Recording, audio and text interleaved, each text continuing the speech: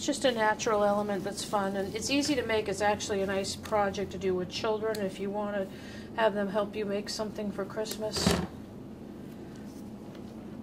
And if you use small, really little small styrofoam balls and cover them with bird seed, you can decorate a wreath with them, and not really to let the birds eat, but if you have a themed wreath that has some natural looking little feathered birds on it, then that could be really pretty. And we're going to add another little raffia bow at the bottom. Raffia is just a messy thing, so if you're a neatnik, don't use raffia. You have to be able to deal with the fact that it's going to be a mess no matter what you do to it. So I just made loops with the raffia, and then I'm tying it off with thin gauge wire and adding it to a 4-inch green wired pick.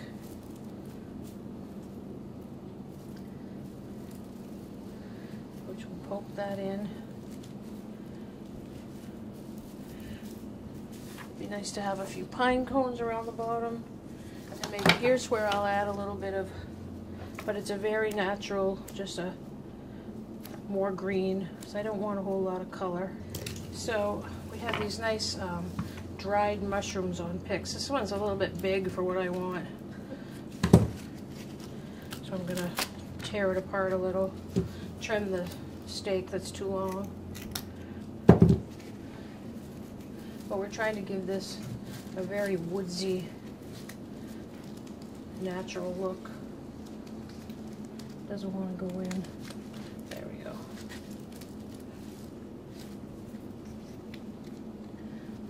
I want it to go down lower than it wants to go. See if we can trim it a little more.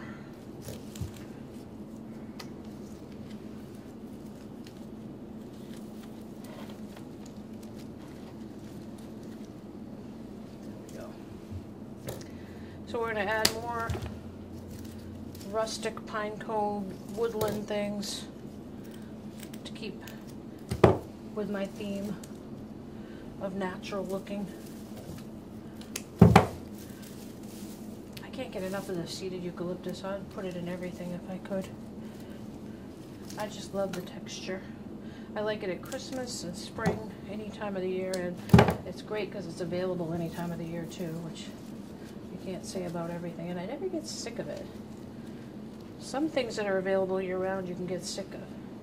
Now I'm just going to use a few of these little button mums, and they're in this almost chartreuse green, and I like them clustered together rather than individually for just a little spot of color, but it's a subtle color because it's just another shade of green. And you could just as easily add some red or whatever you like. I'm just into the real natural look right now. That just about finishes. There's a couple of little holes. I'll use a touch of seeded eucalyptus up here. You could probably just keep adding stuff all day long if you look too closely. Sometimes you just have to make yourself stop. So a little bit more ivy, holly.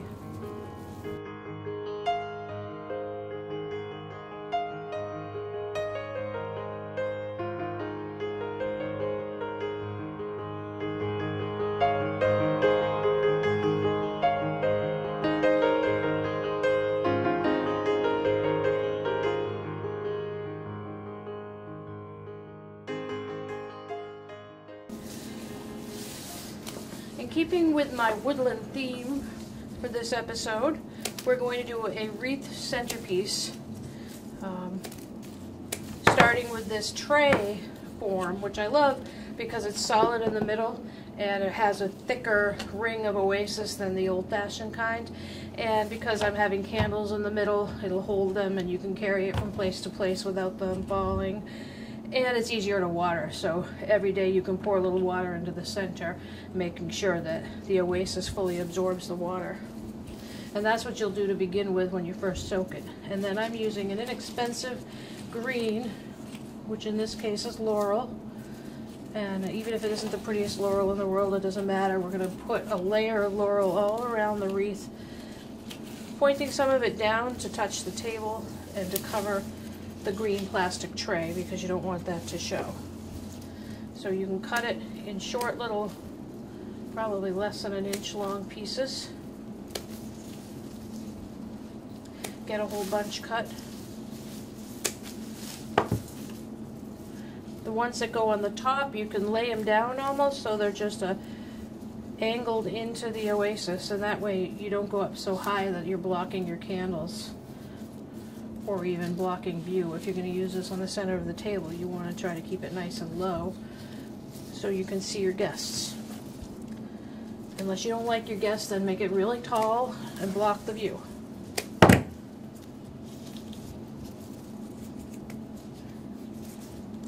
So we just keep going around and around. Just keep spinning it.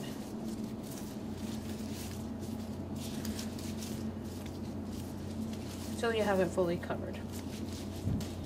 Just try to get it in nice and securely so it's all the way in as deep as it'll go. Because you don't want any little loose pieces falling out. And also, the deeper in you get it, the better chance it has of absorbing water, because the oasis will dry out from the top down, so the water will at least be halfway in by the time you remember.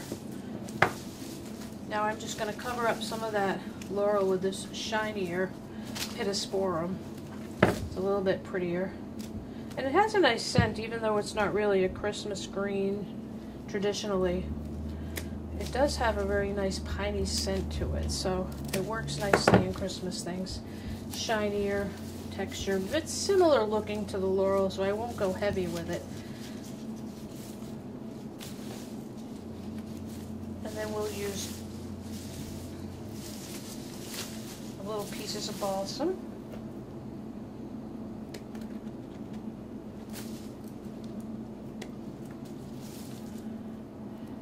Again, you want to strip a little bit of the needles from the bottom of this stem, right where you're going to insert it. As you can see, it's a cleaner insert and your oasis won't fall apart.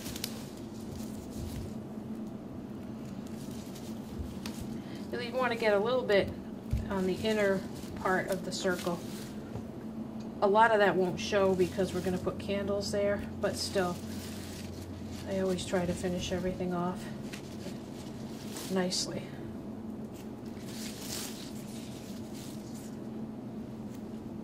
That one needs a cut.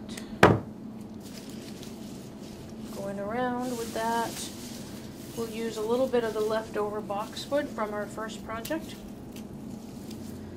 I think the more varieties of greens you use, the more interesting the arrangement is, whether it's Christmas or any time of the year, really. Of course, there's a trend away from greens in everyday arrangements where you use a solid mass of flowers. And as lovely as that trend is, it can be expensive because you have to use twice as many flowers. If you use some greenery, you can use less flowers. But it's interesting the way trends come and go.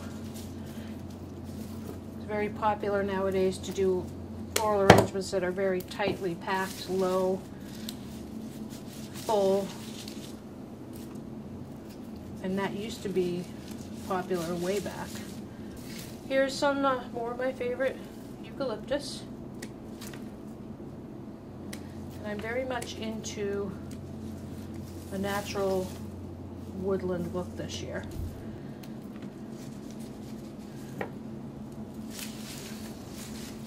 We're adding the seeded euc anywhere I can fit it because I like it so much. And it's a eucalyptus, but it doesn't have that very strong fragrance that the spiral type of eucalyptus has, and some people are allergic to that.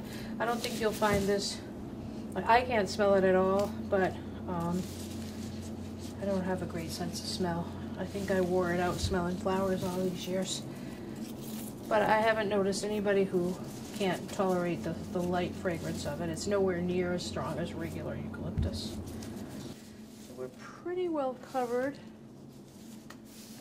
snip a little bit of this pine in there. For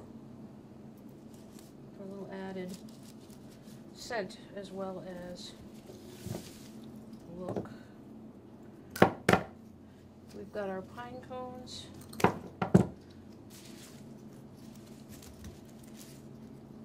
I'm going to group 3 together in one area.